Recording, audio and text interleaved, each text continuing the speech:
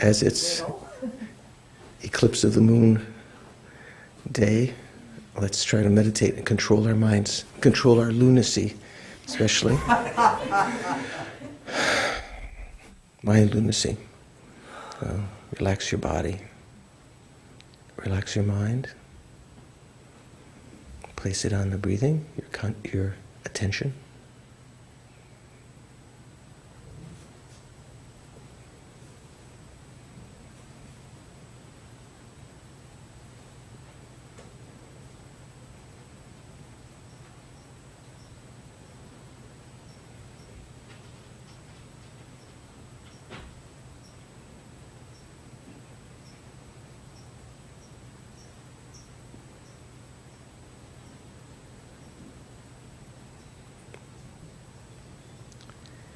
Even though other thoughts might seem compelling,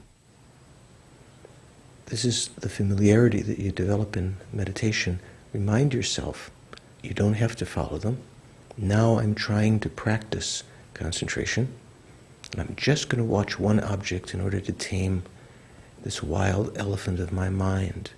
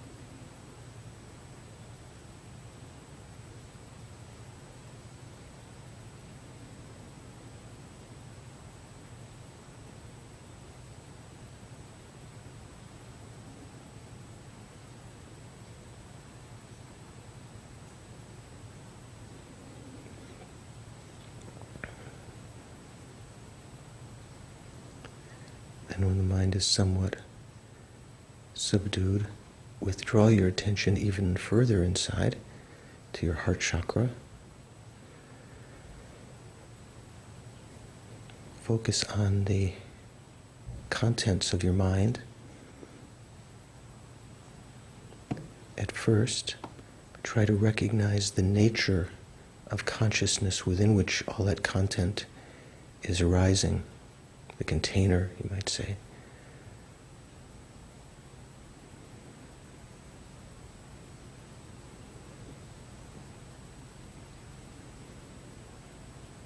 In letting go again and again of all the thoughts, even the subjective states, such as attachment or irritation or whatever, you're trying to seek a mental image of the consciousness as being clear and knowing.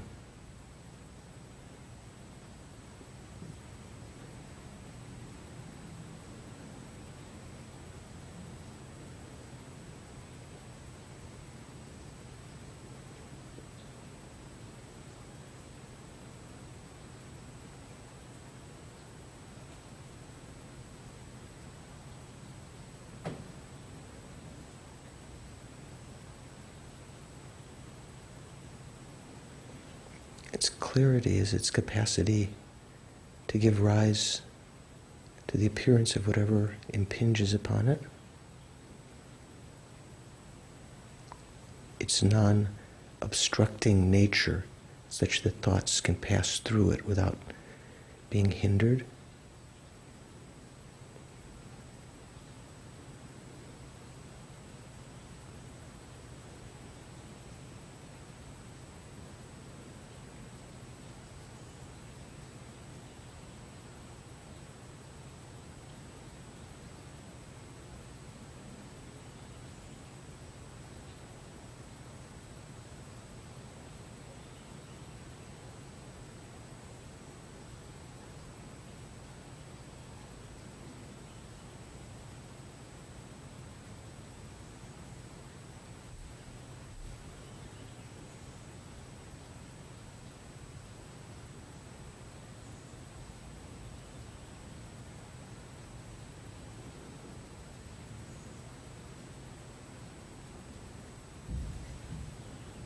Even let go of the sense of the body.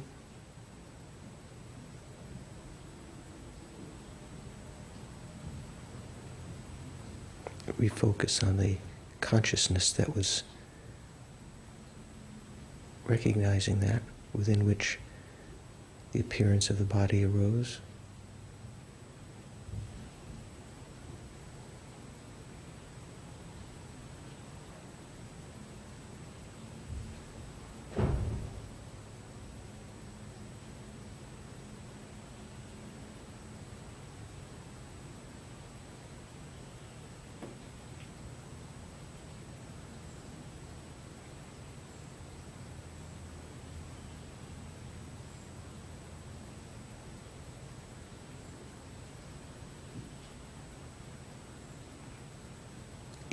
Even the sense of an observer, the I or self.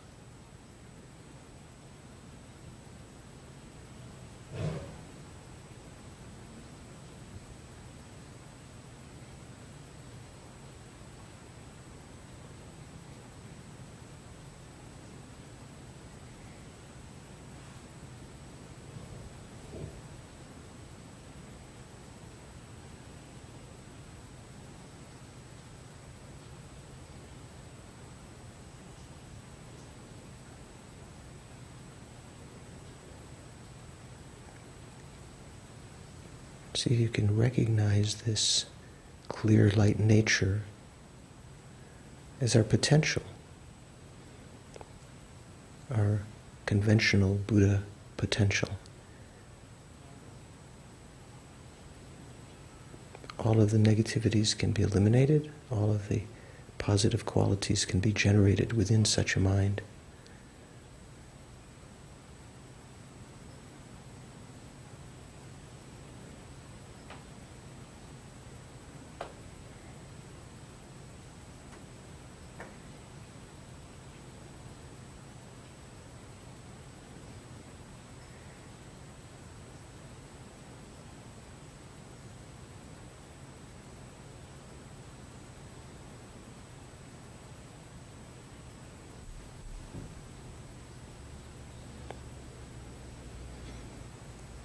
All sentient beings who have been my mother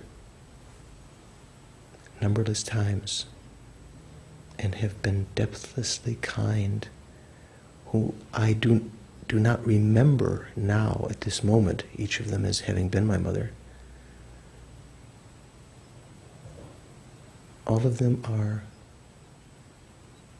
if still in samsara, cycling under the influence of ignorance,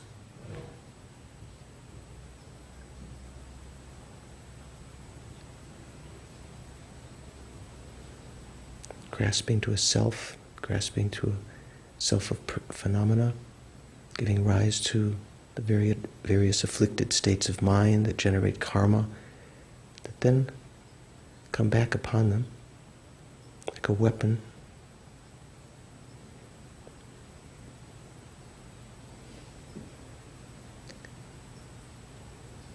Those that are in very high states, experiencing the results of their past contaminated virtuous karma, as well as those who are experiencing the results of their negative karma, of course contaminated.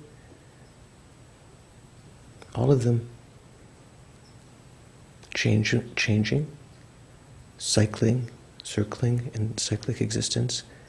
Nothing definite about those states of good fortune or beauty or success.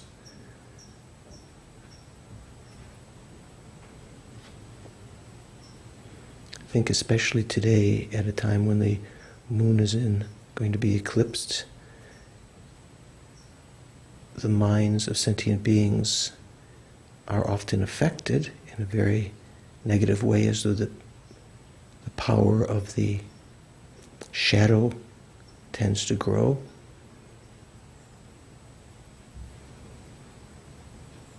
There's more paranoia and fear. Negative mind can rise more easily. So think, for the sake of all sentient beings, especially today, during this next class time, I'm going to participate in the study of the mind, epistemology, honing my wisdom so that I can develop very quickly good heart, enhance my good heart, so that I can develop the wisdom that realizes emptiness, can cut through my ego grasping, practice the bodhisattva deeds that take great courage and perseverance, and the support of wisdom, understanding the mind, all the while for the sake of living beings, not just for my own sake.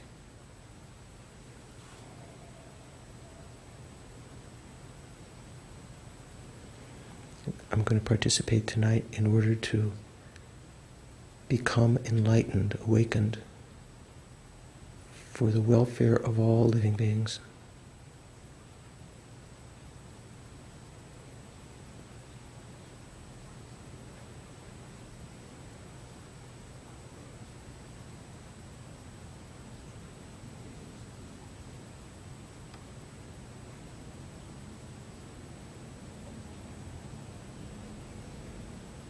I'm going to bring your attention back to the present.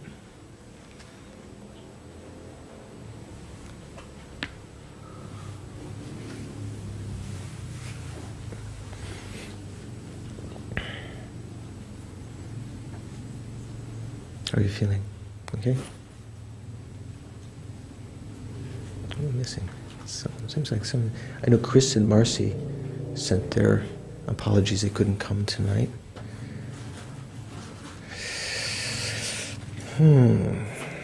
Yes. George, what are the times of the practice day? Do you remember? Who remembers? We were originally scheduled to have the practice day on, there were 2 different days that there were practice days, one for this class and one for the Wheel of Sharp Weapons. And we've changed the order of them because the people in Kawagatsu Center. Pardon me? June 8th will be this class. And what time do we start then? Well, maybe we could talk about that in the break time. So, okay, I can get those details. Okay, so how about your examination? Do you have your examination with you? We have to give you, Oma, you didn't get one. You have your exam? Okay. So it's going to be self-marking. Everyone, Maureen, did you do the exam? You forgot. You did? Okay. Okay, no, good. It depends on what you mean. I had an exam. We had an exam. That's right. You were not here, and I didn't have the psychic power to transport one to you. If I had been more conscientious, I would have tried to email, but you might have been offended. Instead of receiving a nice, friendly letter from George, email saying, "Here's the test." I'll read.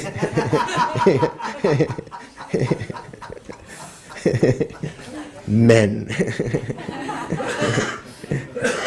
Can't live with them, can't live without them. Is that what they say?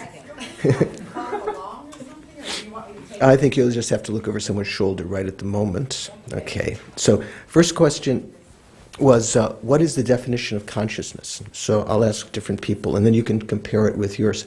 Dan, what is the definition of consciousness? Does that sound right? That which is clear and knowing, Dan said. Bonnie, is that okay? Did you have something else? I just put awareness, clear and knowing. Awareness, clear knowing. Maureen, what did you put? I had that which knows and, well, even in meditation, clear. What did you have? Did you write it down, or you just remembered it? I did. What did you write? That which knows. That which knows. Yes. Okay. Is that a sufficient definition? No? Why not? Because is consciousness always know? You can have a mistake in consciousness, can't you? So that's not consciousness? This is the definition of consciousness. So you think that knowing would mean that it didn't have a mistake? Is that what you think?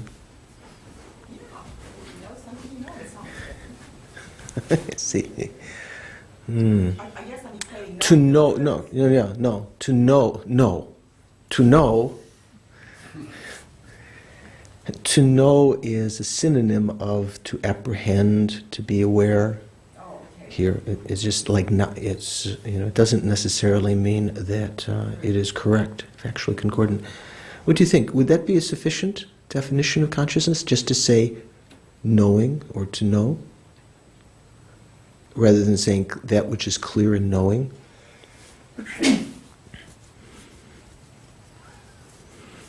Is there anything that knows that is not consciousness? Is there any conscious, in order for something to be a definition, okay? In order for something to be a definition, there have to be what are called the 8 doors of pervasion. Do you remember this? 8 doors of pervasion? Oh, Maureen looks like he's like, what is she? So, if the 8 doors of pervasion of a definition and its definendum. The definition is the things that are the defining characteristics, like knowing or that which is clear knowing. That's the definendum. That's the definition, right? The definendum is that which is being defined, right? There has to be 8 doors of pervasion between definition and definendum. If it is the definendum, it has to be that definition. If it is that definition, it has to be that definendum, going backwards. If you have that definition, you have to have that definendum. Did I say it right? Both ways, definition, definendum. So is and have. And then if it is not that definition, it is not that definendum. And if you do not have that definition, you do not have that definendum. All those possibilities. Does that make sense to you? So, to say the definition of consciousness is knowing, could that be a definition of consciousness? There's a little. What do you think, Sarah? Well, those are synonyms. Consciousness and knowing are synonyms. So, you can't define something with a synonym. But in general, they wouldn't have the 8 doors of pervasion of a definition, I think, but they would have the 8 doors of pervasion. So you'd have to, here they've used something that distinguishes consciousness more, like a defining characteristic, that which is clear in knowing. Okay. So, second question. Manifest, hidden, and deeply hidden phenomena are, respectively, realized initially by ordinary beings in dependence on which types of consciousnesses? So, Sister Thea, what do you think? Non-conceptual consciousnesses. So manifest, hidden and deeply hidden phenomena are respectively, they're all realized initially by non-conceptual consciousness? You just gave one answer, right? Even though there's three kinds of phenomena mentioned here. Yes, but I thought they all pertain to non-conceptual consciousness. Non-conceptual, you said. Right. Uh-huh. Who's going to do? Oh, the little bird. It's coming into our class. Oh, gosh. Oh. Okay. I think there must be some rice somewhere. Who can I ask? Don, what do you think? Manifest, hidden, and deeply hidden phenomena. Is Thea right? They're all realized? I had manifest as a sense direct perceiver. Manifest phenomena are realized by sense direct perceivers. Initially. Yeah? And hidden by an inferential cognizer. Hidden phenomena by inferential cognition or inferential cognizers. And deeply hidden by an inferential cognizer through belief. Are not realized by ordinary beings. Pardon me? Are not realized by ordinary beings. Deeply hidden phenomena are not realized by... Ordinary beings. They can only be realized directly by Buddhas. They can't be realized by direct perception initially, nor by inference by the power of the fact. But there's another kind of inference, the inference in which you have already ascertained that a certain individual is a valid person, a valid authority. And that is still called inference. That is still, it still is a valid way of knowing. So we do know, we can know deeply hidden phenomena, but we can't know them through an inference by the power of the fact, the usual kind of inference, because of this, that, because there's fire, because there's smoke, there's fire. But you can know it by another kind of inference, because it was spoken by a valid person, and you have checked it, and it is free of contradiction by means of three kinds of analyses. Do you remember? Something like that. You don't remember exactly. Okay, you have to go back. So I think Don's got it on the head. So Sister Thea said, manifest hidden and deeply hidden phenomena are respectively realized initially by ordinary beings in dependence on which types of consciousness. She said, non-conceptual. So manifest phenomena are realized by non-conceptual consciousness, by sense direct perceivers. Manifest phenomena means phenomena that appear to our consciousness directly, not via a mental image. I mean, I can have a mental image of this book too, of course, but the book itself is a manifest phenomena because it manifests itself to my senses. It's apprehended by it manifesting, appearing to my senses without the intermediary of a mental image. Okay, so that's realized by non-conceptual. That part's right. So maybe you get 1/3 right. But hidden phenomena, they would have to be. They can't be realized initially by ordinary beings like ourselves. Like say things like impermanence or emptiness. They can't be realized initially, or the nature of our mind, the subtle nature of our mind, the clear light nature. It's a hidden phenomena. It has to be first ascertained via a mental image, maybe by a belief that we hone until we have an inferential cognition of that. Still a mental image, but that's factually correct, single-pointed in the sense of not doubting. And then eventually we can realize that hidden phenomena directly. Deeply hidden phenomena, they can't be realized initially by direct perception, nor by that usual kind of inferential cognition that depends upon an ordinary sign, but they can be ascertained because the Buddha explained certain things, like the qualities of a Buddha, that even 10th level bodhisattvas can't perceive, or they can't infer by other kinds of signs. But you can develop an inferential cognition by the power It's called the power of belief in the valid person. And even when you have that kind of inferential cognition, can that lead, while you're an ordinary person, into direct perception of that, Diane? Of that deeply hidden phenomenon? Oh, deeply? I'm sorry. Spacing out for that. Mm. I was just checking. It can with hidden phenomena, but not. No. What do you think? You're not sure, but I'm it not sounds sure, like... but I'm yeah. saying no, because it can for hidden phenomena. Right. But, so I'm So thinking hidden it can. phenomena you can realize directly. Like, say, you can have a direct realization of emptiness. Right. First, you have an inferential understanding. You couldn't have that direct realization of emptiness immediately without having an inference first. You have to realize it because it's a hidden phenomena. Deeply hidden phenomena, also you have to realize via inference, one particular kind of inference that depends on the power of what is called the power of belief. And an ordinary person could not have a direct realization of that because that's the providence of the Buddha's omniscient mind, deeply hidden phenomena. Okay, good. Very good. Okay. So, this one's for Dorje, in between sneezes. What are the 4 divisions of direct perceivers?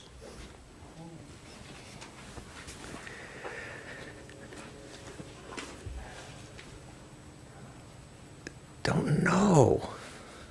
Uh-oh. Did you take one of the, you took the exam? No, I right? wasn't here last week. Oh, you weren't here. But, Okay. was it like yogic direct perceivers? Right. Now, what does it say? Sense. Inferential? No. These are the 3. What are the 4 divisions of direct perceivers? Right. Okay. So. Is it inferential, yogic. No. Inferential, No. yogic. No, No. you can't inferentially directly perceive. You can't inferentially directly. Okay, good. You corrected yourself. That gets extra credit by humbly showing some mistake and then correcting it. I'm sorry, I don't remember. Okay, now that's close. You had to do, okay. Carrie? Okay. Yeah. Sense, direct perceivers. Mental. Yogic. And what? Nature of light? Nature of light.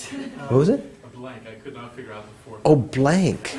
I would have gone with inferential. That's the kind of extension I was going. Self-knowing. Huh? Self-knowing. Okay, that's good order. Okay, that's good. It's sort of in the levels of subtlety. There's some reason for saying them in that particular order also.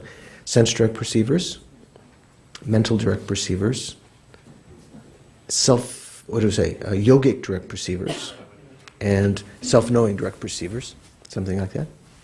Okay. For what is the uncommon empowering condition of mental consciousness?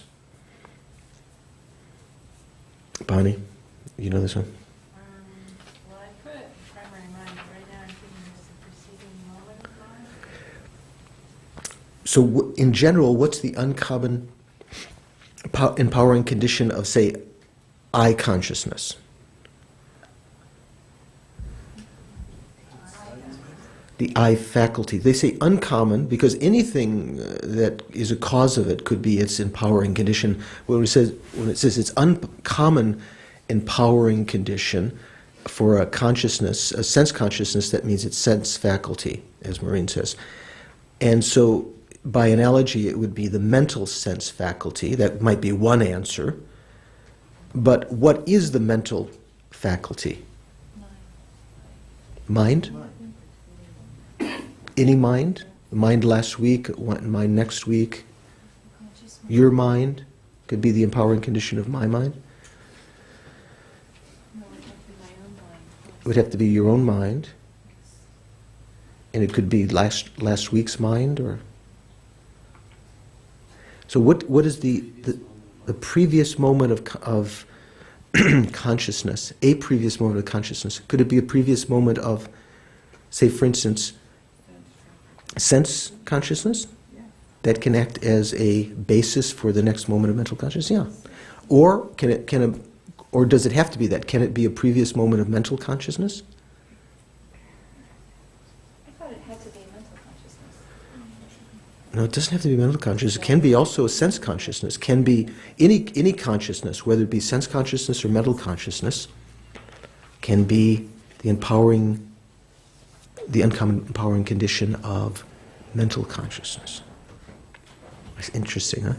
But now, so you were thinking it would be mental consciousness, and I was just saying, because Karen is thinking, well, how could it be mental consciousness? I was just thinking of the one that comes on the end of a sense direct perception, but I knew there were others, but I Right. didn't add them in. Right. Because I only thought of- But what do you think? I forgot. What's the fellow behind Don? What's his name? Mark. Oh, that's right. Logical Mark? Logical mind. Logical Mark, yeah. Logical Mark, what do you think? What's an example of a previous moment of mental consciousness that could act as the empowering condition of the next moment?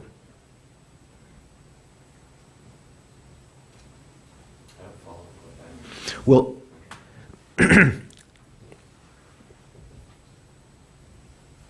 let's go to question 6 first. What are the conditions necessary for consciousness to arise? I'll ask Mark.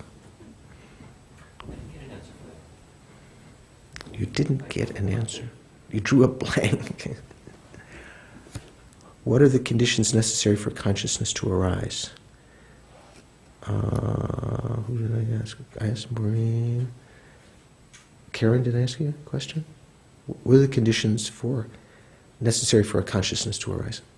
I'm not sure I got them right, but I put the object to be realized, the uncommon empowering condition, and the immediately preceding moment of consciousness. That's not bad. So we say there are 3 conditions, like a tripod, okay? There has to be the objective condition. In Tibetan we say mikul, or the referent condition. That's the object. You can say the object condition. Without an object, a consciousness can't arise, perceiving it. Right? There has to be an empowering condition that gives some special power to that consciousness to cognize that particular way. And there has to be an immediately preceding condition, that is, the continuity of that consciousness before. So in some cases, like the mental consciousness in question 4, the uncommon empowering condition is one of these 3 conditions, right? Yeah. And for mental consciousness, it can be another consciousness, the ear consciousness or some other consciousness. It can be also the same moment of consciousness, the previous moment of consciousness that acted as the immediately preceding condition. That can also be the empowering condition for the consciousness to arise. Okay. So let's see. I'm still stuck on that. So if we're talking about like apprehending the form, the immediately preceding moment of consciousness could be any of the sense consciousnesses, or it would have to be the eye consciousness? Say that again? So you said for number 4 that Mhm. the immediately preceding moment of consciousness could be any of like the 5 sense consciousness. The condition for a mental consciousness. But, so say then for number 6, the 3 things that are necessary, if you're apprehending a form, so you need the uncommon empowering condition, which is the eye sense power. And then the immediately preceding moment of consciousness, would that have to be Yeah, would have the to, eye and consciousness? that's eye consciousness if you talk about eye It would consciousness. have to be, but for the number 4, for mental, Mhm. for the immediately preceding moment of mental consciousness, it can be any of. No, the immediately preceding condition is the same continuity of consciousness that allows that consciousness to continue. So you have mental consciousness existing, and it's the preceding moment of that acts as a condition for the next moment to arise. That's the immediately preceding condition. If there wasn't a continuity of consciousness, then the next moment wouldn't be able to arise. But I thought you said for number 4 that. It's talking about the uncommon empowering condition. Oh, I'm sorry. I'm somehow Right? getting the 2 confused. Okay. So the answer to 6 is the previous moment of consciousness. Well, that's the answer to number 4, isn't it? An immediately preceding moment of consciousness? Not necessarily. The uncommon empowering condition for mental consciousness is the mental faculty. And if you ask what is the mental faculty, it can be a preceding moment of any consciousness, the sense consciousness or the mental consciousness, that can give rise to the mental consciousness is arising in that way. Okay, how about number 5? Let me see. What are the 3 divisions of sense direct perceivers? Prime, subsequent, and awareness. Prime, subsequent, and awareness? Prime sense direct perceivers, subsequent sense direct perceivers, and awareness? I'll see. So I got 2 out of 3. Okay. Okay, oh good, Maureen, what do you think? Inattentive. Okay, remember, sense direct perceivers, by their definition, are non-conceptual and they're non-mistaken. So they're not like wrong consciousnesses. So the only other one, the third division is a sense direct perceiver to which an object appears, but that is not ascertained. That is, your mental consciousness is not paying sufficient attention to later ascertain that that it was actually perceived. Okay? Okay. Does that help? So is inattentive? Inattentive is a way that we could translate that, or more literally in the Tibetan, it's a consciousness to which an object appears but is not ascertained. Oops, sorry. Then 6 we just did. Oh, look at this. Extra credit. There's no number 7. I got The that emptiness. right. Did you get that one right? What's the answer? What's the answer? No number 7. It's empty. Yeah, but you said you got it right. What's the right I answer? wrote no number 7. No number 7. Okay, I guess you get credit. Wow, that's interesting. How did I do that? I must have had a 7 and I got it wrong. Okay, number 8. Going back to 5, you said appears on the last one. Appears but not. Another way, yeah, Okay.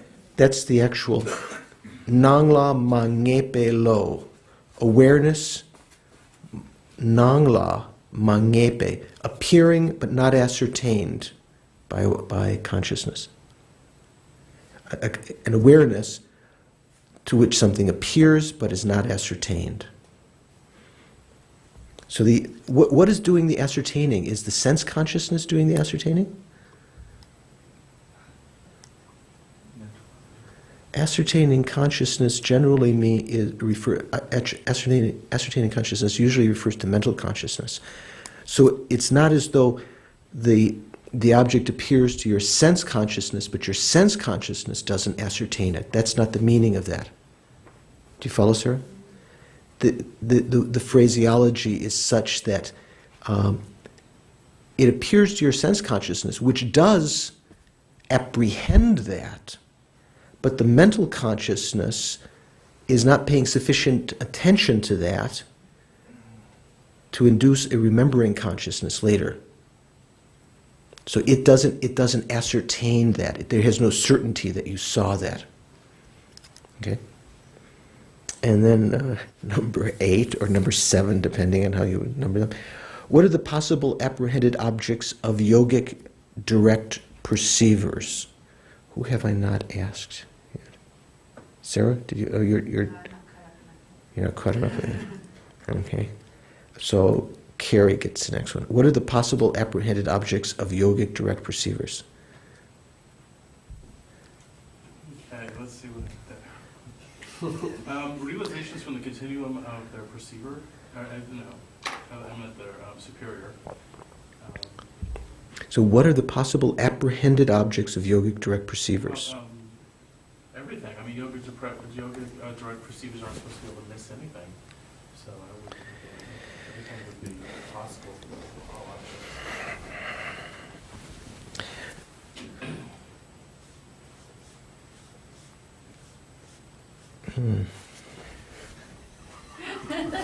What does the text say?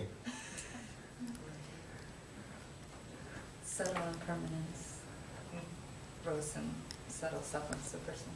Right. So, I wonder if I've phrased this in such a way that he can get away with it. Maybe I phrased it not pretty. What are the objects realized? Here I said, what are the possible apprehended objects? So he's saying, so I'll have to check, I'll have to do some research on that. But the answer I was hoping for, that you would recognize, is that yogic direct perceivers, their particular objects that they realize are only objects that are conducive toward liberation, such as subtle impermanence, gross and subtle selflessness of persons, Four Noble Truths. Here it just talks about impermanence and the gross and subtle selflessness of persons, but it can be other things like the Four Noble Truths and the aspects and so forth. 9. What is the referent object of the conception grasping to a self of persons according to Prasangika? Thea? An inherently existent I?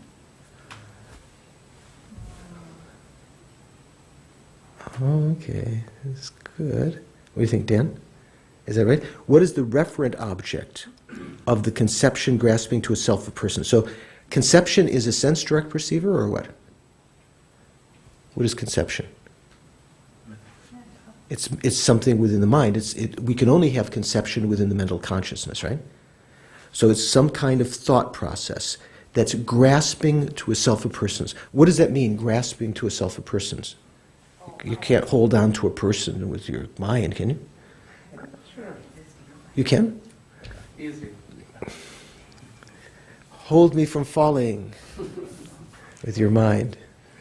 It means, grasping here means not just apprehending a self of persons. What does it mean? It means assenting to it, grasping to it, sort of attached to that, believing that. Right? So that particular state of mind is what? That's, some scholars say that's the root of samsara, the ignorance grasping to a self of persons, that conception. And what is its referent object? What is it referring to? Sister Thea says it is referring to the inherently existent person. Is that right? Yes. Conventional self. Now, Sister Diana says it's the conventionally existent person. You say it's the truly existent person. Or did you say truly existent? What was the word? Inherently existent. Let me say, is inherently existent person. And she said conventionally existent person. Both words have the word existent in it. Do both of them exist? Only a conventionally existent person exists? An inherently existent person doesn't exist? Doesn't a conventionally inherent person inherently exist? No, it does not. Doesn't a conventionally existent person inherently exist? No. Conventionally existent person does not inherently exist. Inherent existence is a mode of existence that our mind supposes. It means that there's a kind of inherence there, that inherent existence that's coming from its own side, that Thea exists without me needing to impute the existence of Thea, that there is something Thea from her own side. Now you might say, well, what's he talking about? Of course there is Thea from her own side. But if you investigate all phenomena, you cannot find that which the mind is supposing there, some kind of inherent existence. So referent object is a little bit different than the conceived object. Well, let me ask you this. What's the conceived object of the conception grasping to a self of persons? Truly existent. Mark, what are you going to say? You've got some. What's the conceived object? That's the conventionally existent. You're saying the conceived object is a conventionally existent I, and the referent object is The inherently existent. is inherently existent I. So I think it's just the other way around. What we're conceiving of incorrectly with that ignorance is an inherently existent or truly existent person. Or in the terms of these tenets, you could, here I said according to Prasangika, so you wouldn't say the object of the conception grasping to self of persons. According to Prasangika, it's not the self-supporting, substantially existent person. That's something that's gross. Well, I didn't say subtle or gross. So you could argue that. That's the referent object, though, is not the object that's actually being determined or conceived.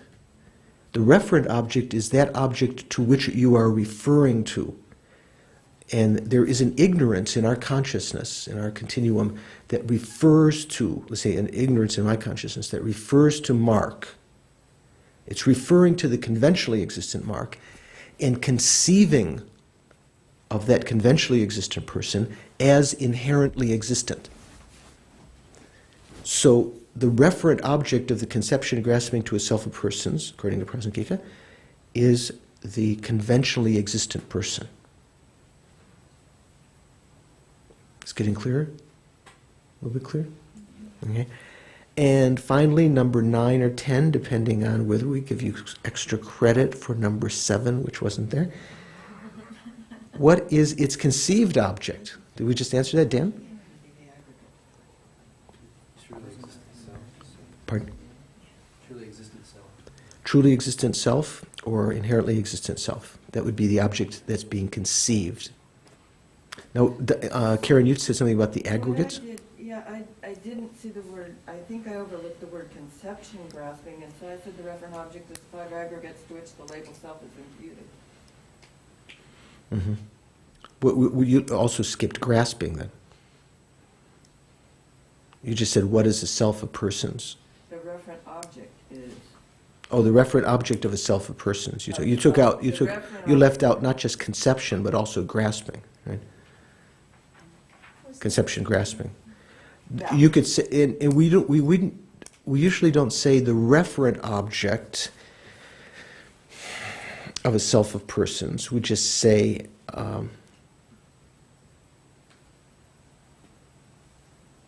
what is a self of persons? It is the being imputed upon the 5 aggregates. Okay, good. Who got them all right? Don't think so. Who thinks they got more than 3/4 right? Good. Okay, excellent. Who got less than 5% right? Less than 5%. That's correct. Okay, good. So you all passed, those who took the test. Okay, good. So we're on a roll. Okay. So, which page are we on? 27? Any questions? Have you been studying ahead? You've been grokked out? Overcommitted? Tired out from seeing the premiere of Matrix Redouble? The appearing self is the same as the conceived object. The appearing self, or appearance, is the conceived object. So what exactly do you mean, the appearing self? So be a little more precise. The appearing self. Do you mean the self that's appearing, the appearance of a self that's appearing to conception? Is that what you're talking about? Or what are you talking about? The appearing self. You're talking about a conceptual consciousness that has the appearance of a self.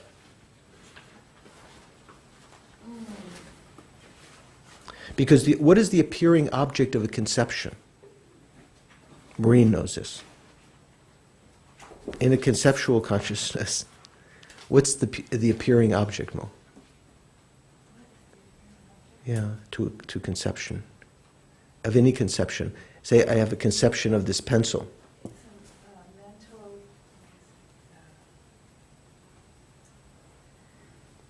if I use my clairvoyance. Mental image, she's thinking. There you go. There's the word, okay. I know it's incorrect. Right. So that's how we say generically, but it's the technical term is a meaning generality. So that's the appearing object of a conception. So there is the by referring to conventional persons that do exist, like say I've labeled Oma, and somehow referring to that which does exist conventionally, my mind, in apprehending that, thinking about that, it seems as though that is appearing from its own side. There are two kinds of ways that selves of persons and phenomena appear. One, well, let's say self of phenomena appear to my sense consciousness, like say these glasses or this pencil. This has what's called a self of phenomena. Did you know that, Bonnie? It's not just that persons have selves. The Buddha said there's something called an atma or self, not in the sense of a soul, like this pencil has its own soul. This is real. It's a real groovy pencil. But there's a certain kind of self-identity, if we could think of that, of the pencil or whatever, that actually appears to sense consciousness. As soon as I impute pencil, it appears to sense consciousness that pencil is existing from its own side. All phenomena appear to sense consciousness as though they were inherently existing from their own side. This is according to the highest philosophical school, the Prasangika. Are you with me? Yeah. So, when you said, what was the appearance of a self of persons, you said? Can I said,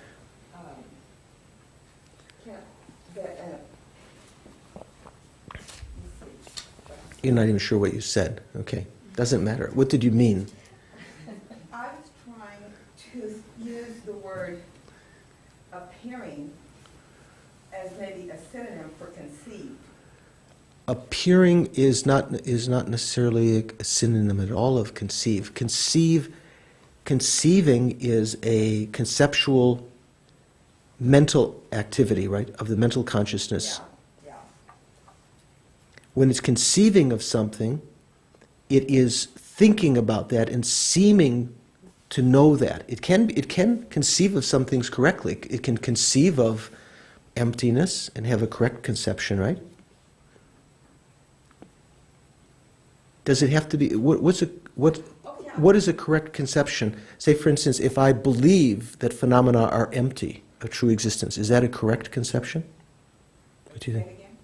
If I believe that phenomena are empty of true existence, is that a correct conception? What about, don't I have to realize it through an inferential cognition for it to be correct? You can have a correctly assuming consciousness, or what we call correct belief, that would still be mistaken, however, and Don is going to just throw out some little grease into those of you who are not paying attention. Why would it be mistaken, even though it's correct? Because it's a conceptual consciousness that is mistaken with respect to its appearing object. But still, it's still correct. But it doesn't have to necessarily realize its object. A correctly assuming consciousness, as Diana points out, is not necessarily realizing its object. Okay, let's go on. We were on page, what, last time? 27? In fact, we've just got a couple of minutes. We're just going to start, and then we're going to take a short break. But we're going to start first. So where were we? When prime cognizers, when ascertainment is induced by another, are terminologically divided. Did we do that? No? How far did we go? The last thing I have marked out is the second line for the Apollo, because I have marked as a blue lotus. The second, something like at the Apollo, what was that? The Apollo. Oh, the Utpala. Because I didn't realize it was Yeah. the type of lotus, so. Okay, that's the new model Chevrolet, right? the Utpala. That's the Impala. Or something. When prime cognizers, so on the bottom of 26 then, when prime cognizers, when ascertainment is induced by another, are divided. So what are prime cognizers when ascertainment are induced by another? What does that mean? Who's got this down? Everyone's a bit... Oh, Maureen's got this one. Well, I think we were talking last time Hmm? about how someone else can help you apprehend something that you maybe don't recognize. Well, a real prime cognizer where ascertainment is induced by others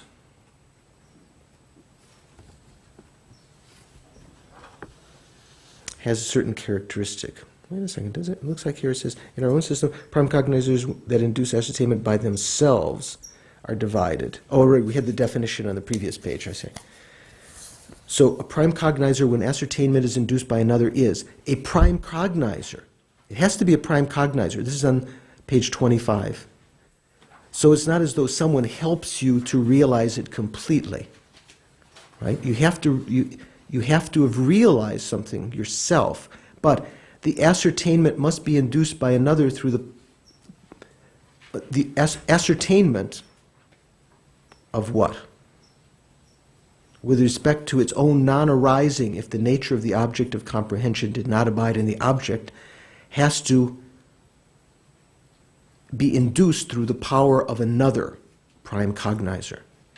It can be another, well, it can be a valid person, like we were giving the example of a mechanic or something, but it means like, for instance, you have to go up and see something, see that the tree off in the distance, is that a pine tree or is that a redwood or, is that a telephone pole? You have to, you see something and there's a certain ascertainment, there's a certain prime cognizer. Let's say you're cognizing tree, let's say. But the ascertainment of whether that thing, that tree would have arisen, whether pine was there or redwood was there, that has to be induced by another consciousness. You have to get up closer. Or someone has to explain to you that this is, that particular shape is this kind of tree. So it has to be a prime cognizer where ascertainment is induced by another. It has to be a prime cognizer. But it's talking about whether the final object of comprehension, whether you actually get to the final nature of the phenomena, or whether you're only understanding the appearance of it or not. Okay? Bonnie, are you getting that? No. No. Like say, for instance, I can see a red fire in the distance, and I can have a valid cognition of red color. Right? That is a valid cognition. But if I'm not sure that that's due to fire or due to something else, that would be a valid cognizer where certainty is induced by another. So let's take a little break. So Sister Sarah asked, just as the break was finishing, what's the antidote to pride? Who knows? What's the antidote to pride? Humility. You can say, well, what's the antidote to anger? You can say patience, but that's, how do you generate that? There's different kinds of humility. Like in one sense, the antidote to pride, one of the antidotes to pride, when one is developed, say, when one is working on single point of concentration, there are different objects that you can meditate on if you have one particular affliction that's dominating you. For instance, if you're dominated by lust, you meditate on the repulsiveness of the forms that you have desire for. Like to say a human body, you recognize it as in its various stages of decomposition and worms coming out and maggots and then the bones and so forth. And if you're dominated by anger, you meditate on loving kindness. And that so taking that as your object of concentration, like when we meditate on the breathing or the clarity of the mind.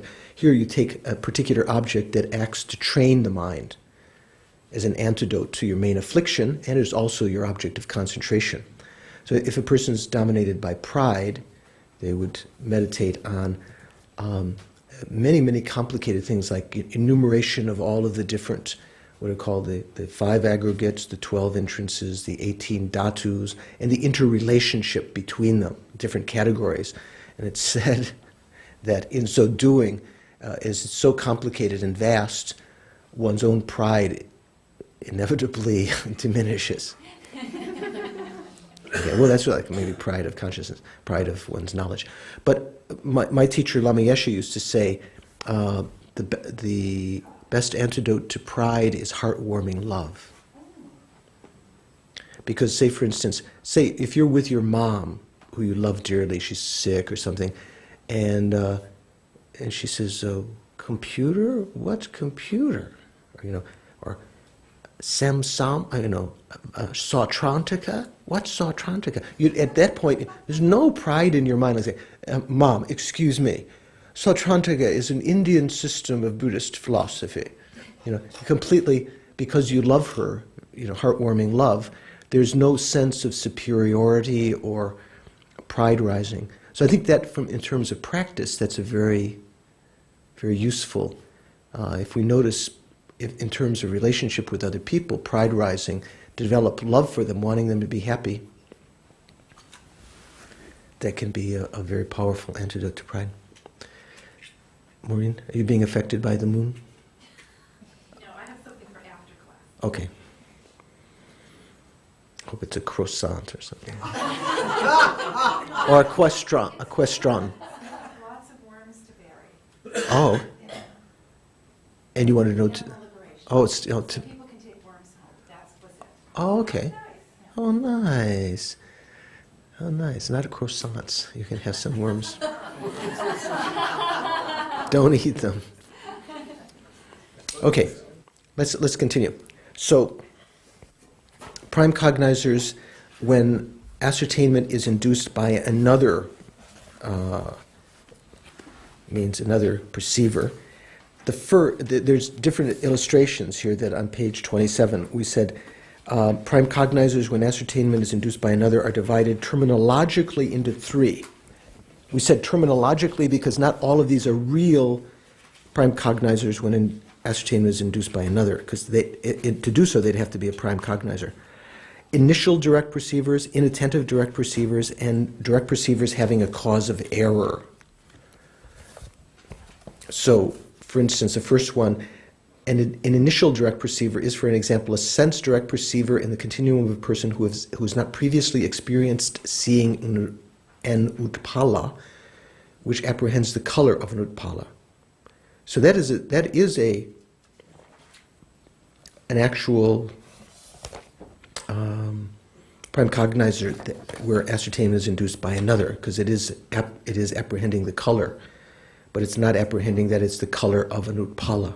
That has to be induced by another prime cognizer, right? The second, that is inattentive direct perceiver, is a sense direct perceiver in the continuum of a person whose mind is especially, is there a difference? Especially and especially? Attracted to a beautiful form which apprehends a sound. Is that a prime cognizer? Or is that just an etymological division, or is that a real one, like the first one? It's not a prime cognizer. Why not?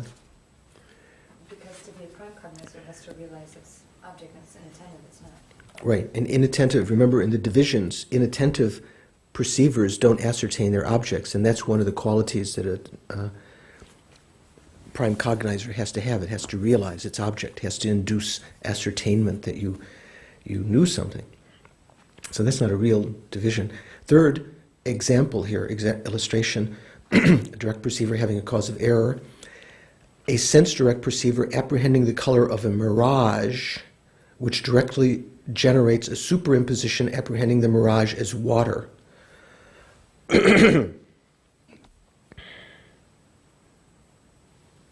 So what is the implication there?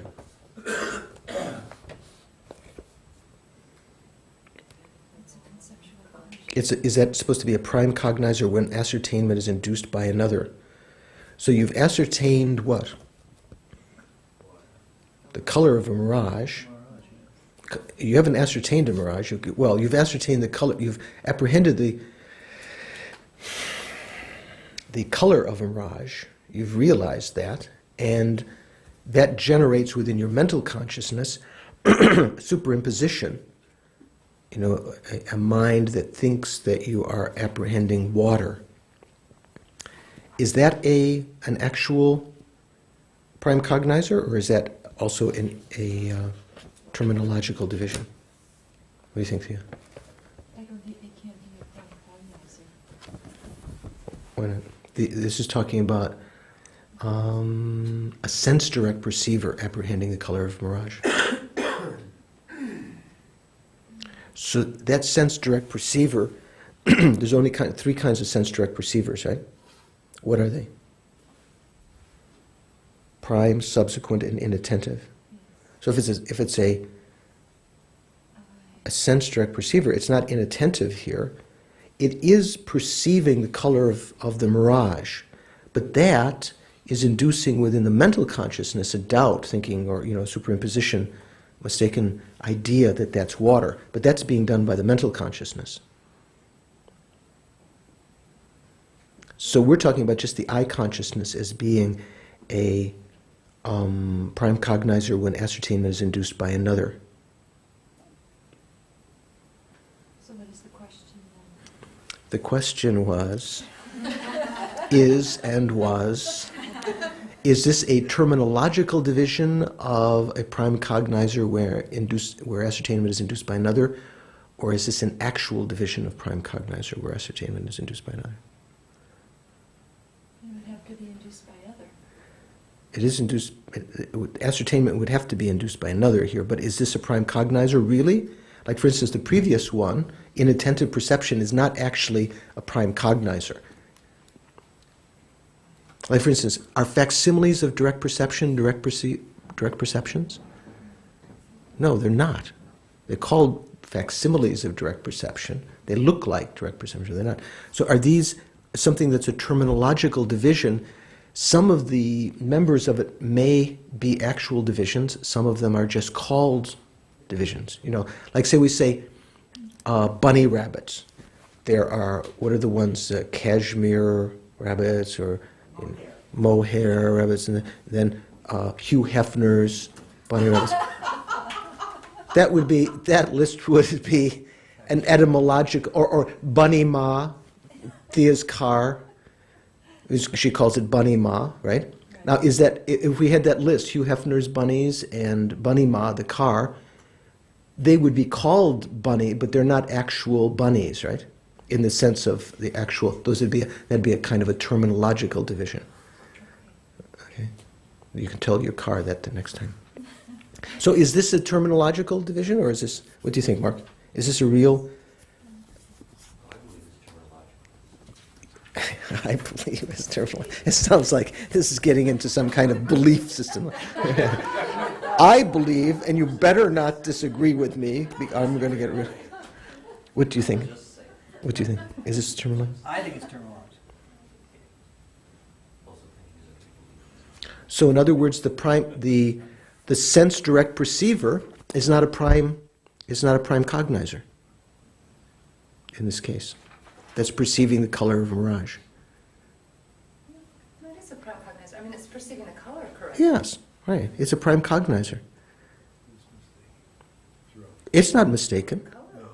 It's not mistaken.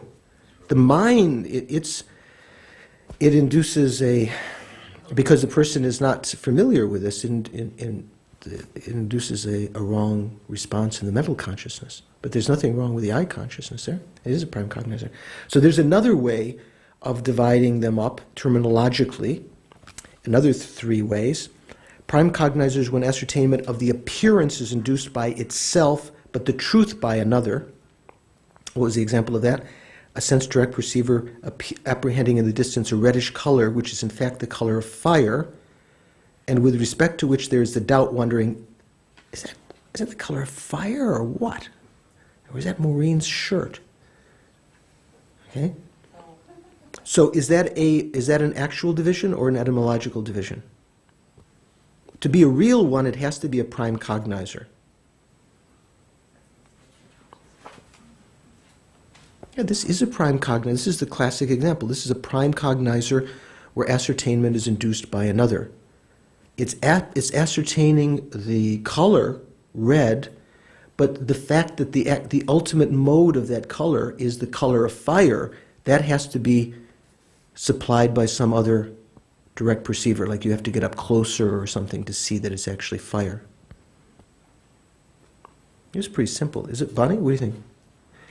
Second, example of a sense direct perceiver apprehending a tree having leaves and branches, which is in fact an Ashoka tree, sorrowless tree, and with respect to which there is a doubt, wondering, is that an Ashoka tree or not?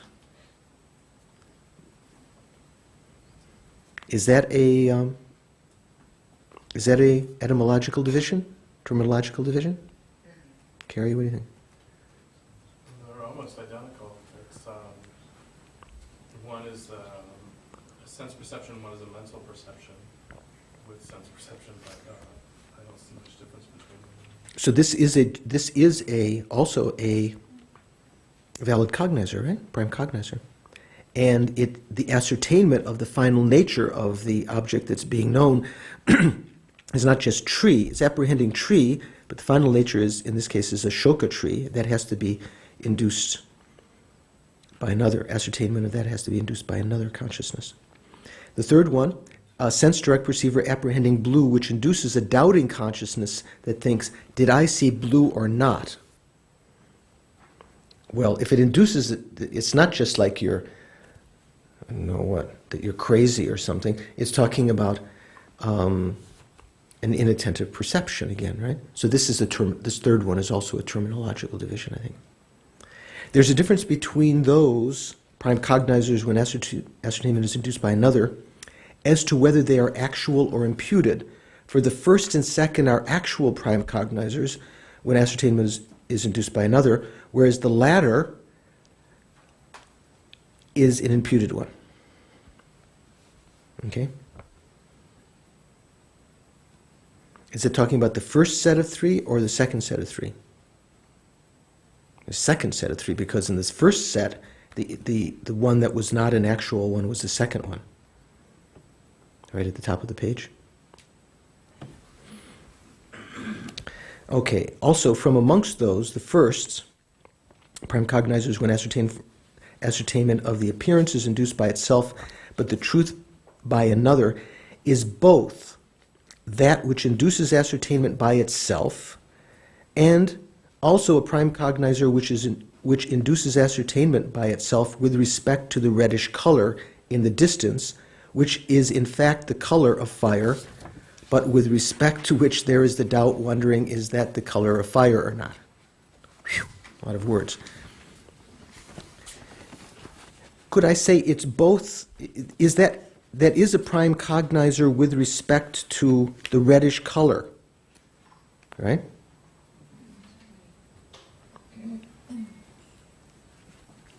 It induces ascertainment by itself with respect to the reddish color, right?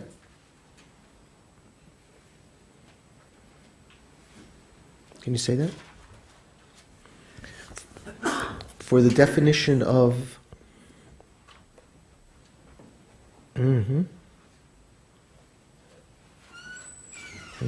Okay. It is also both that when ascertainment is induced by another and a prime cognizer, when ascertainment is induced by another with respect to such a reddish color being the color of fire. Okay, this is not so complicated. However, it is not a prime cognizer with respect to that reddish color being the color of fire. So it's a prime cognizer with respect to the color to the red color, but it's not a prime cognizer with respect to the reddish color being the color of fire. So something, in one sense, it's a prime cognizer. A prime cognizer when ascertainment is induced by another has to be a prime cognizer. But it isn't a prime cognizer of the final nature of the thing. It's a prime cognizer of just the appearance. Say just the appearance of color, or the appearance of blue, or the appearance of tree. So here it says, in brief, I like these, in short, whatever is a prime cognizer when an ascertainment is induced by another is necessarily a prime cognizer, right? Has to be a prime cognizer. However, whatever is a prime cognizer when ascertainment is induced by another with respect to a particular phenomenon is necessarily not a prime cognizer with respect to that phenomenon. It's pretty simple, isn't it? It's just a lot of words. Do you get it there? Okay. Grok it later. This is because, and here's giving a reason that you can use to grok it with, whatever is a prime cognizer with respect to a particular phenomenon is necessarily a prime cognizer which induces ascertainment by itself with respect to that phenomena. You can circle that phrase, maybe. That's sort of the gist of it. If something is a prime cognizer with respect to something, it has to induce ascertainment by itself, according to these tenets. According to Prasangika, it maybe doesn't have to be that way, but anyway, prime cognizer. Okay, when prime or valid cognizers are terminologically divided in another way, there are three. So this is what we had. I think we had at the beginning of the course also. Here it says valid cognizers that are persons. I'm not sure if I would agree with that translation. I think a valid cognizer cannot be a person. This is talking about pramana or sema, the Tibetan word sema or pramana, which means we translate sometimes as valid cognizer, but you could just say that which is valid. So the Buddha is that which is valid. There are examples of that which is valid, which are persons, such as the teacher Buddha, in dependence upon whom one could realize, you generate inferential cognition by the power of belief, right, Don? With respect to a valid person. I don't know if you say valid cognizer that is a person. I would debate with that. Second, there are those things that are valid which are speech, valid speech, such as the wheel of Dharma, of the Four Noble Truths. Here it says the wheel of the doctrine, Chuki Koilo. The Buddha is said to have turned the wheel of Dharma 3 times. Do you know what the 3 turnings of the wheel of Dharma are? Four Noble Truths was the First was this Four Noble Truths. What you can say almost Sutra, Tantra, and Yantra. Vajrayana. I love, and people who go to India a lot of times they're always talking, maybe in the Hindu tradition they're always talking about, was it mudra, mantra, and yantra? Oh, sounds so nice. Mudra, mantra, and yantra. Bonnie, what do you think? Do you know what the 3 turnings of the wheel are? The wheel of Dharma? The first turning of the wheel, as Dan said, was the teaching that the Buddha gave on the Four Noble Truths. But there are different ways of understanding it. It doesn't mean only that particular teaching. It means all the teachings that the Buddha gave in which he expressed phenomena as truly existent. The second turning of the wheel are the teachings that the Buddha gave about the Prajnaparamita Sutras, in which he taught that all phenomena are empty of true existence. Pardon? Prajnaparamita means perfection of wisdom. Right? So, in the second turning of the wheel, the Buddha was mainly teaching that all phenomena are not truly existent, like the Mahayana Sutras. Maybe the first turning of the wheel looked like mainly the Theravada canon. Looks like, for the most part, the Mahayana, although a lot of the, so there, you can find instances in any one sutra, even one teaching, there might be instances of different turnings of the wheel. The second turning of the wheel may be about that phenomena are empty of true existence. And the third turning of the wheel was what? Abhidharma? Abhidharma. No. And some of the mind-only school teachings are in the third. Some of the mind-only teachings in the third wheel of Dharma. Yeah, the third wheel of Dharma talking about three natures. The third wheel is sort of making fine distinctions between the first and second turns. And in fact, the mind-only is based on the teachings of the third turning of the wheel.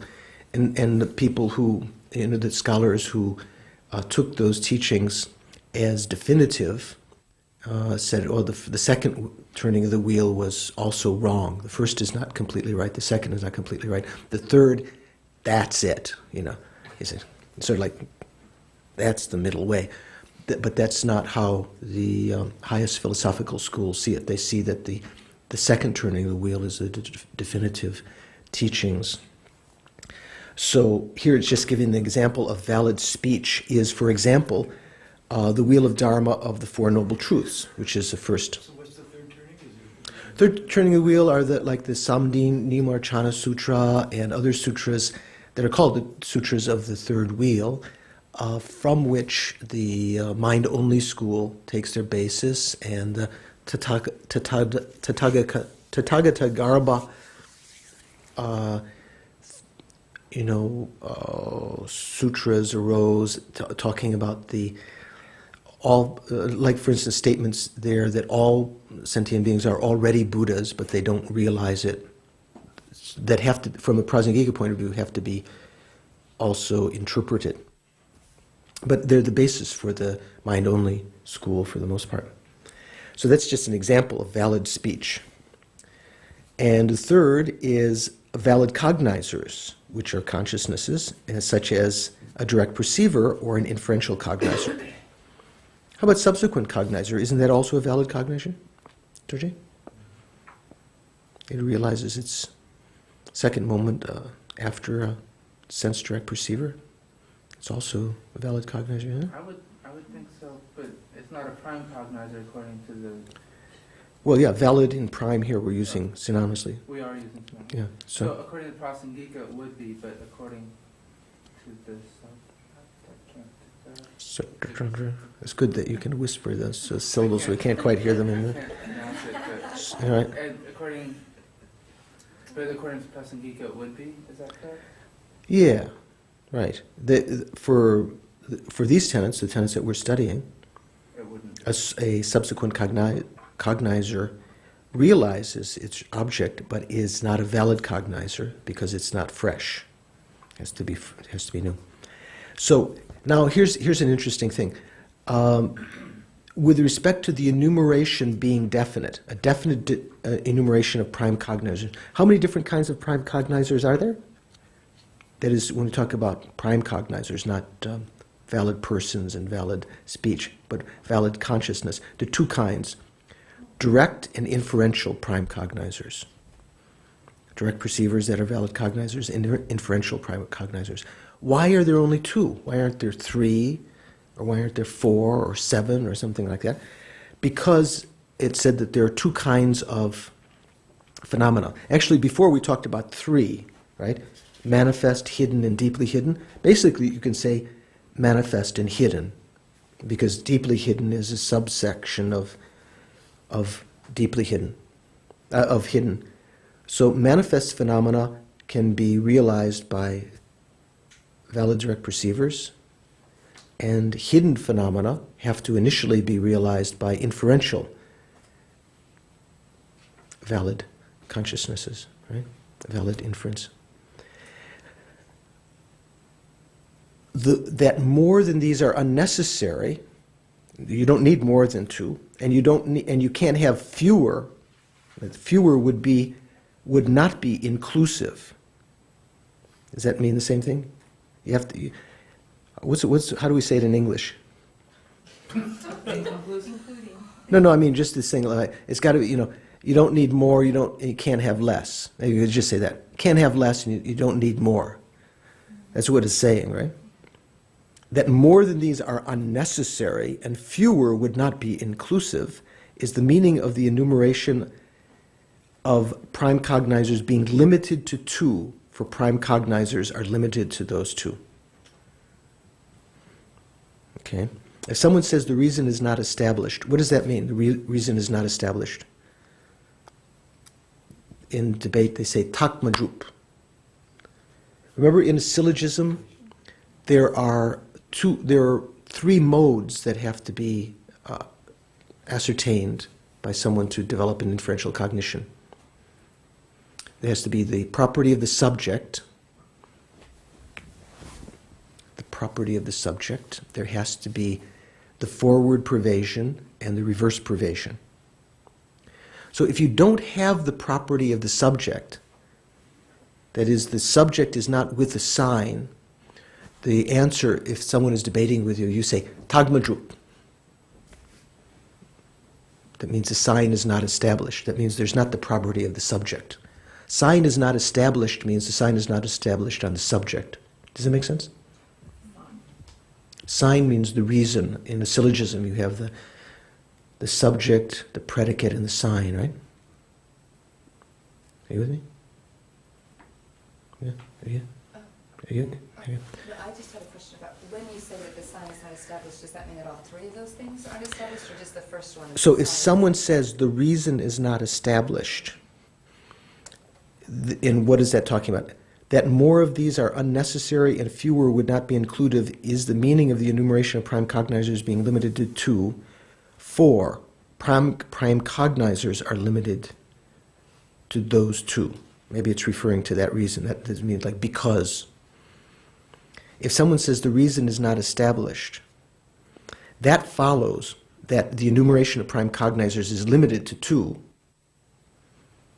because the enumeration of objects of comprehension is limited to the two, specifically and generally characterized phenomena. What are specifically and generally characterized phenomena? Do you remember at the beginning when we talked? It actually comes more in Dura, although it comes if... Bonnie, do you remember this from reading this text? Specifically characterized phenomena are phenomena that are able to perform a function, that are impermanent, that are kind of real, that are the objects, that are manifest phenomena and are the appearing objects of perception.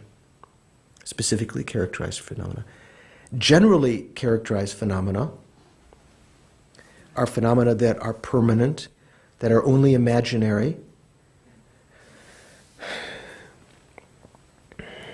like, for instance, the mental image. It is not able to perform a function in itself, like the mental image of a chair you can't actually sit in, although you might say it's able to perform some function because through it you can develop a apprehension of chair, maybe, I don't know. But in general, you can't sit in that mental image of chair. The mental image of the money that you own you can't use to buy your condominium. Okay. So why don't you think about that and see next time if you have any questions about those. And then it goes into some things here about substantial entity. Now, I'm going to skip that for the time being and come back to it next time. So why don't you read these 2 pages, 28, 29. We're going to discuss this next time. We're going to jump up to 30, and also we're going to begin the next section tonight. So the definition of free from conceptuality. Okay, you know what to do next time. You know what to do. This is what I say on my telephone answering machine.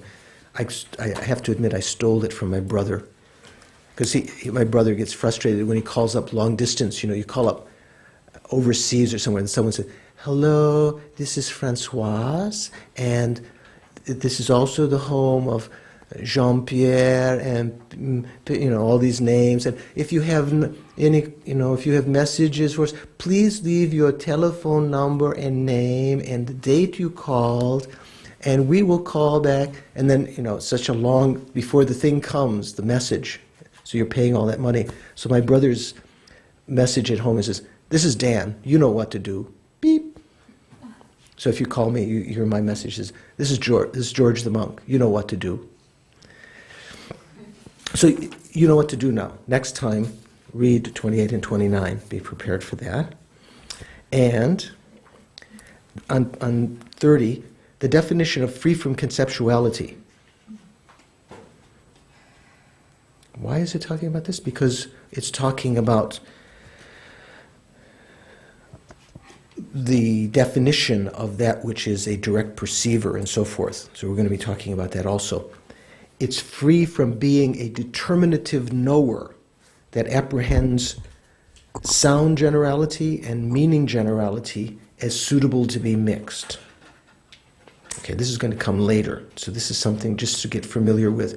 When we talk about conception, a conceptual consciousness is one that apprehends sound generalities and meaning generalities as suitable to be mixed. So something that is free from conceptuality, like a direct perceiver, is only direct perceivers free from conceptuality? Bonnie? Anything else besides direct perceiver that's free from conceptuality?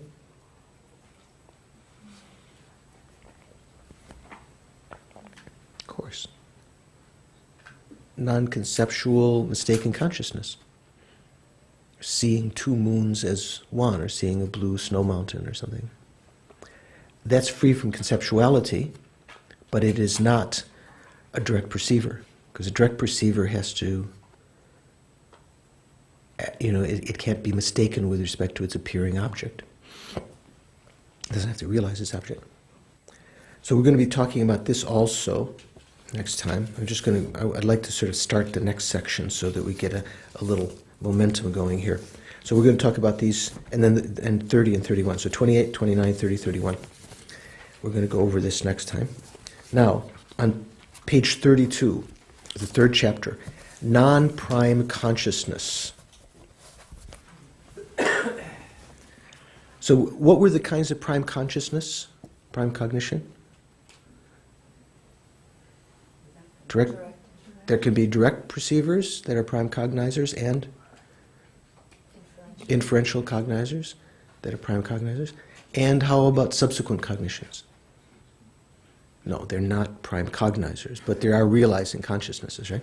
Okay, so now we're talking about other kinds of non-prime cognizers.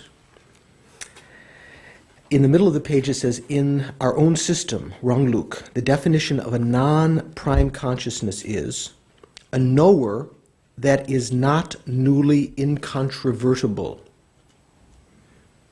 Remember, a prime cognizer was,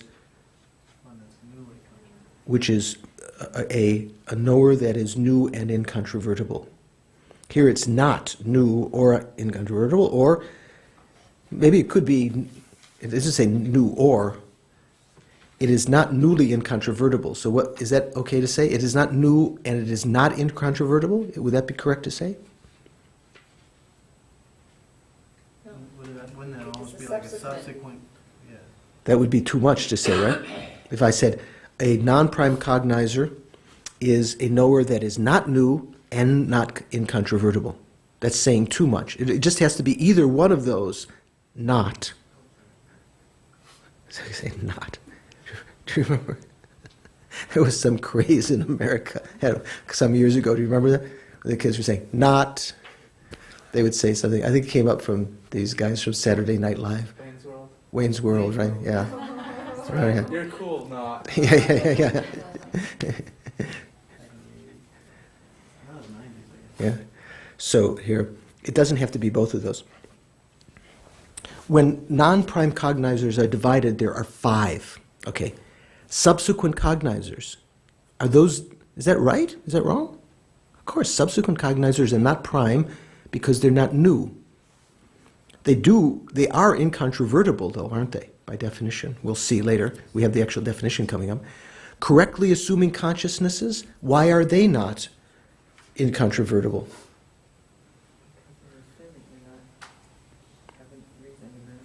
They haven't developed eliminated superimpositions. They still have... It's not as though they have doubt. It's not as though they're too pointed, but they haven't reached a firm, valid reasoning, a conclusion about something. They're just assuming, presumption. Third, awareness as to which an object appears but is not ascertained. Those are what we've been sometimes calling inattentive perception. Why is that not valid or prime? Can it be new? It can be new, can it? But it's not incontrovertible, right? And doubting consciousness. Also doubting consciousness. How come that's not incontrovertible? How come that's not prime, rather? The first instant is fresh.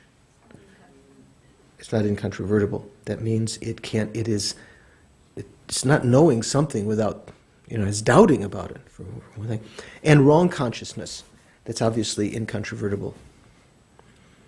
It's obviously not incontrovertible, sorry. With respect to the first, the definition of a subsequent cognizer. Okay, here we get to the nitty-gritty. A subsequent cognizer is defined as a knower which realizes what has already been realized.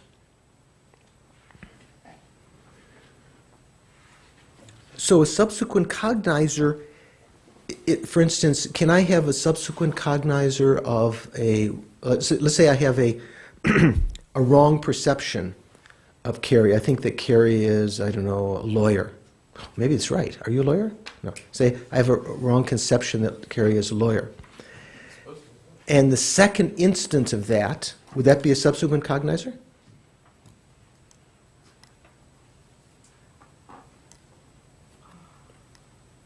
What's the definition? Read the definition, Carrie.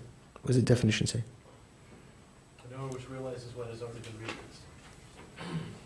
So did I actually realize that Carrie's not a lawyer? It's actually a wrong consciousness. That's not a subsequent cognition, right? Just the second moment of some consciousness is not the meaning of subsequent cognizer. Subsequent cognizers are realizing consciousnesses. So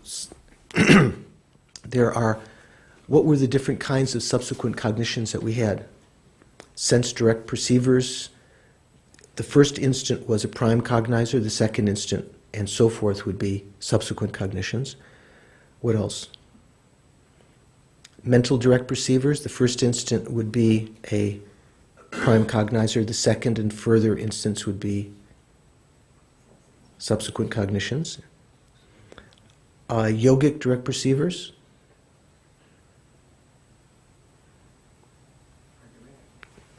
Did they have those same divisions? Yeah, they had, no? Were they always direct? They are always direct, but direct has three. For the first, they don't, say for sense and mental direct perceivers, there were three divisions: prime, subsequent, and inattentive. But yogic direct perceivers were never inattentive, right? But they could be both prime and subsequent, right? First instant is like the first instant of the yogic direct perceiver realizing selflessness would be a prime cognizer, and the continuity of that realization would be a subsequent cognition. How about mental direct perceivers?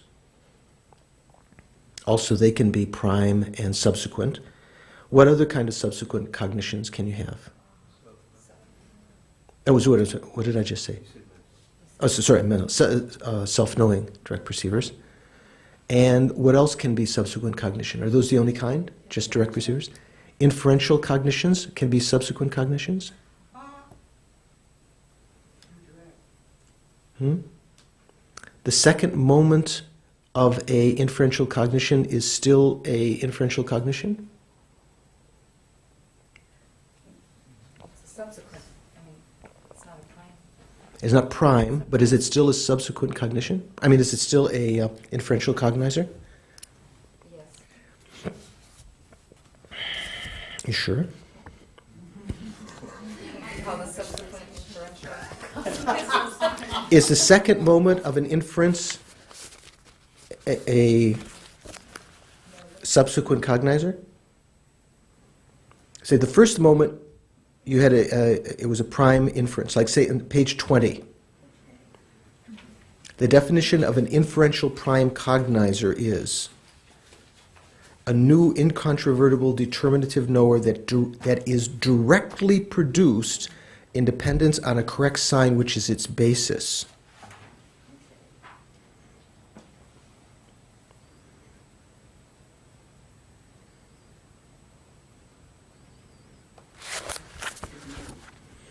Can we talk about it here? Mm-hmm.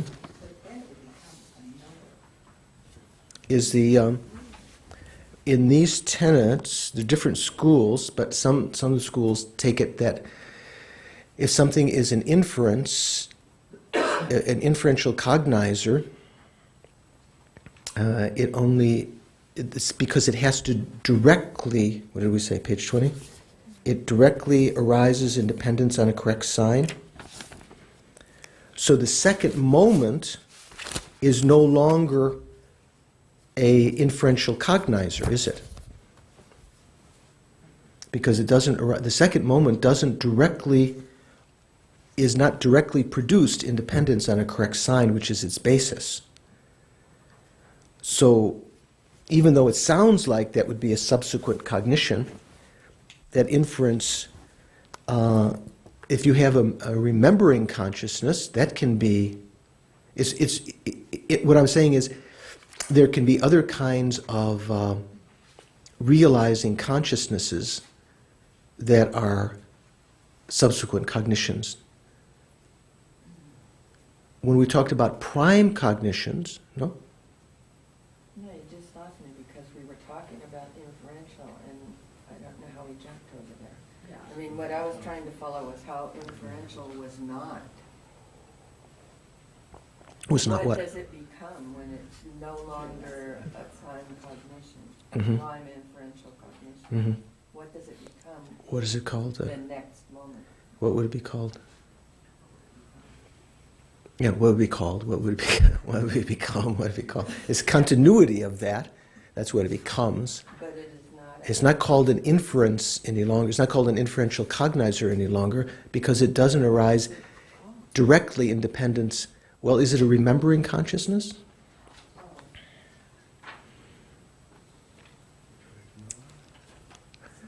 It's a subsequent cognition, but it's not an inference any longer. It's a subsequent cognition. It's realizing what was already realized, but it is no longer called, it's not a division of inferential cognizer. It's no longer called an inferential cognizer. It would have to be like a remembering consciousness. What? Does it become, in the divisions of the facsimiles of a direct perceiver, there's conceptions arisen from inference? Does it become that? Well, it might, yeah. What does it say? What's the example of? These are my notes for this. I just have the definition of that as like a thought which arises after an inferential cognizer. Mm-hmm. Yeah, that can be arisen from that, but that's just those are just because they seem to some people to be direct perceivers. That's why they're called facsimiles. But that could be what it is. The point is that take a look, check your other sources.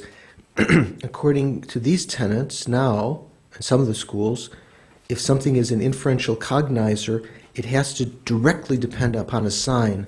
So the second instant after that, which is like, say that the inferential cognizer, Karen, is like the engine, the prime cognizer, right? The subsequent moments of that are subsequent cognitions. They're conceptual, subsequent cognition, but they're no longer called inferential cognizers. Because they are not realizing they're called subsequent cognition. They're called, because they realize their object, right? Their subsequent cognition. There could different ways they can arise. If they arise in that train, maybe they would just be called subsequent cognition, conceptual subsequent cognition. Later, if you remembered them, it could be a remembering consciousness. Anyway, take a look at that, check that out. So a subsequent cognizer is a knower which realizes what has already been realized. When subsequent cognizers are divided, there are three: directly perceiving subsequent cognizers, conceptual subsequent cognizers, subsequent cognizers that are neither of the two, or neither of the two. What do you say? Neither or neither? Neither? Neither, either? Potato, potato? Is it like that, or is there a difference? So here it doesn't say subsequent cognizers. It says directly perceiving subsequent cognizers. It doesn't say subsequent cognizers that are inferences, inferential cognizers. It doesn't say that. It says conceptual subsequent cognizers and subsequent cognizers that are neither of the two. Okay, neither of the two. This is a good one. What is a subsequent cognizer that is neither of the two? Well, how about this? Who can I ask here? Who's okay? I forgot. What's your name? Pat. The second moment of a realizing cognizer, after the second moment after a prime cognizer, is that a directly perceiving subsequent cognizer, or a conceptual subsequent cognizer? The second moment of the second moment after a direct perception. Not the second moment of it, the moment after a direct perception. Direct perception. The moment after a prime cognizer, is that a directly perceiving subsequent cognizer or a conceptual subsequent cognizer? Directly. Oh, no. I was thinking of the second moment after an inference. No, by saying just the generality of prime cognizer, it isn't differentiated. It could be either of those. Or in other words, that category, that subsequent cognizer is neither of the two. In fact, you can't posit an example of that which is neither of the two. It has to be one of the two. But that general category is neither of the two. The second moment, or the moment after a prime cognizer. It's not necessarily a directly perceiving subsequent cognizer or necessarily a conceptual subsequent cognizer, is it? It's neither of those two categories. So that's the point. It's not like there's something else which is another third kind of category that we forgot to mention. It's just that the general kind of category. Do you grok that, Carrie? Barely grokked. Okay. With respect to the first, directly perceiving subsequent cognizers, there are 5 directly perceiving subsequent cognizers that are sense direct perceivers, mental direct perceivers, self-knowing direct perceivers, yogic direct perceivers, those 4 we know, as well as directly perceiving subsequent cognizers that are none of the 4. This is a good exam question, huh? When I said how many kinds of directly perceiving subsequent cognizers are, you'd like to say 4, but there's 5. What's the 5th one? George, can you say? You're not paying attention. You're inattentive. This is appearing. It's like the camera. All of this is appearing, but it's not being ascertained. You should be like the hard disk. The only difference is when we screw up, he aims the camera at us. Yeah, I noticed. I have not seen him yet. I have not yet seen him take the camera and go looking at him. Says, that's true. That's true. Okay. Now he's the master of the camera, so he gets a little slack. Okay. So, Dan, can you get that? What's an example of a directly perceiving subsequent cognizer which is none of those 4? That's so simple. The second moment of a direct perceiver. Right? It's not when you just say direct perceiver, you're not saying sense direct perceiver, mental direct perceiver, self-knowing direct perceiver, yogic direct perceiver. You're just saying the general category. It's pretty simple, but it is it does come in some context to know that. So illustrations are simple. I won't go into that. Second, conceptual subsequent cognizers on 33 are divided. There are two. Conceptual subsequent cognizers that are induced by direct perceivers and those that are induced by inferential cognizers. So remember you just asked,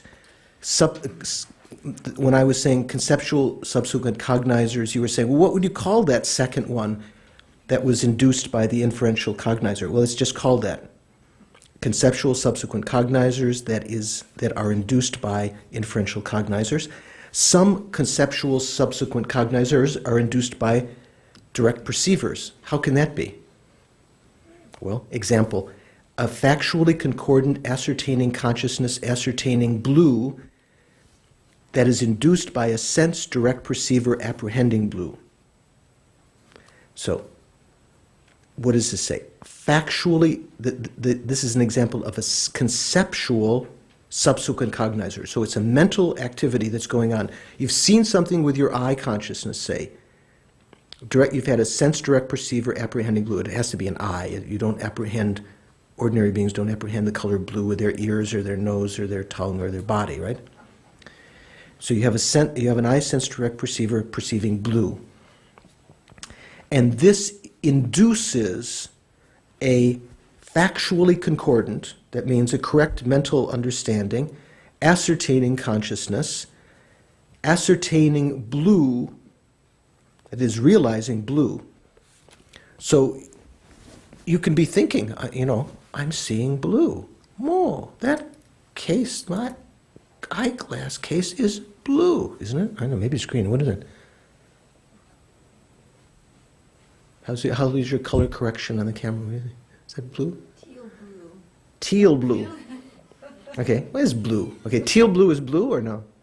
It has greenish tint. Okay, that's why I was thinking a little green. Okay, so the eye consciousness, the direct perceiver, the prime cognizer, ascertains that. Even the subsequent subsequent eye consciousness that's apprehending that can induce a subsequent cognizer.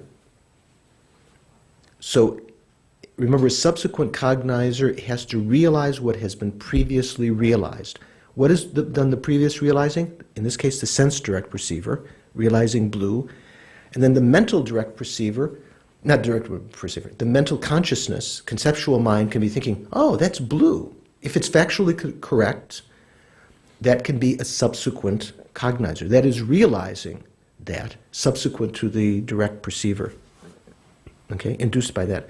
Or it can be induced by, as a second example, the second moment of an inferential cognizer realizing sound to be impermanent. So that answers your, or was it Oma who was asking? One of you were asking. Oma wouldn't get that. She wants to have the practice, not this minutia. Okay. With respect to what has been said, someone might say, this is how the debates come up. It follows, this is the way that a consequences are phrased like that. There's the word tal in Tibetan, I don't know what the Sanskrit word is, that means there's a consequence or it follows that. So that means the end of the sentence would be yopatal or yimpatal. Say, with respect to what has been said, someone might say, it follows that the subject, the second moment of a correctly assuming consciousness, is a subsequent cognizer because of being a knower that realizes what has already been realized. Now, what do you think about that? I didn't think a correctly assuming consciousness was realizing something. Well, this is what this person says. So what would you say to them? They say, it follows from what has been said before. They're how to say, the consequence that they're drawing from what has been said is that the second moment of a correctly assuming consciousness would be a subsequent cognizer. It's the second moment, right? Because of being a knower that realizes what has already been realized. Now, there's different kinds of answers you can give in a debate. You can say, If the person doesn't give any reason at all, you can just say, why? Chichir. Or you can say, the sign is not established, tagmadrup.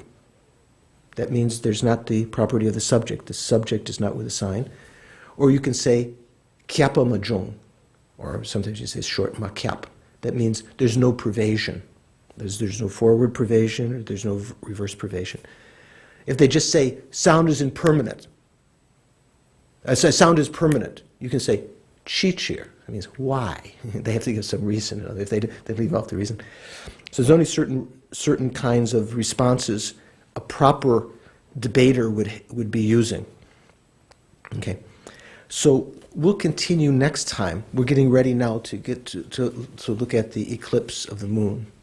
Because it's just happening. It's just going to be starting just about 10 minutes ago or something. Right? Maybe it's just. Oh yeah, it'll be high enough to see, I think. So let's dedicate these merits.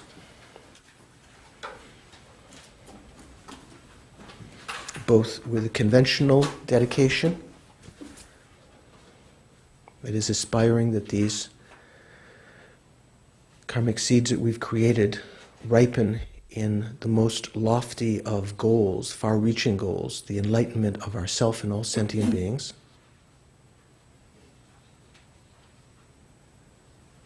That they not ripen in any and exhaust themselves in anything less than that. May they bring about that total happiness, well-being of all sentient beings by our becoming Buddhas, and seal that dedication within the emptiness of the three spheres, the emptiness of the karmic seeds, the emptiness of the goal and the dedication itself.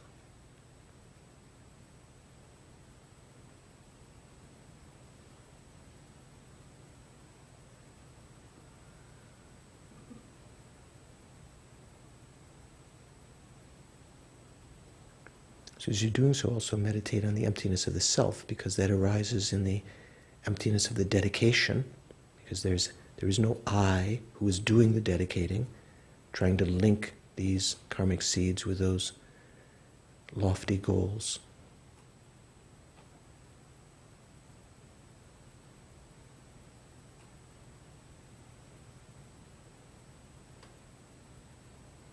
But still they function. The I functions, karma functions, the goals are attainable. They arise dependently, but don't inherently exist.